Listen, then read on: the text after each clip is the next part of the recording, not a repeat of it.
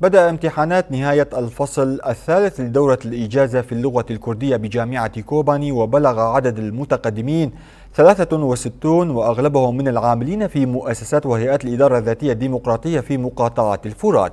وقبل عدة أيام قدم طلاب قسم اللغة الإنجليزية امتحاناتهم، وفي وقت قريب سيتم افتتاح دورة جديدة للموظفين في الإدارة الذاتية، والتي تشمل أقسام حقوق الإنسان والتعليم وعلم الأحياء واللغة والأدب العربي واللغة والأدب الإنجليزي.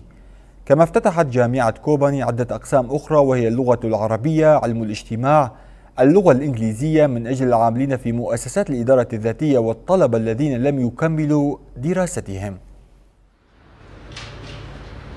ما يكردي دس بازمون خاكرنا أبو قناة ونيا سسيانة. اليوم بدأ طلابنا في قسم اللغة والأدب الكردي بامتحاناتهم للمرحلة الثالثة، وتم افتتاح هذه الدورة لمن لم يكملوا دراستهم والذين منحتهم جامعة كوباني الفرصة لإتمام دراستهم هنا والحصول على شهاداتهم. وقبل عدة أيام قدم طلاب قسم اللغة الإنجليزية امتحاناتهم أيضاً، وتم الانتهاء منها، وفي الأيام المقبلة سيتم افتتاح دورة جديدة ستشمل أقسام حقوق الإنسان والتعليم وعلم الأحياء واللغة والأدب العربي واللغة والأدب الإنجليزي. وهذه الفرصة أيضاً أتيحت لإكمال درجة الليسانس والحصول على الشهادة لموظفي الإدارة الذاتية والذين لم يكملوا دراستهم ليكملوا تخصصهم في جامعة كوباني.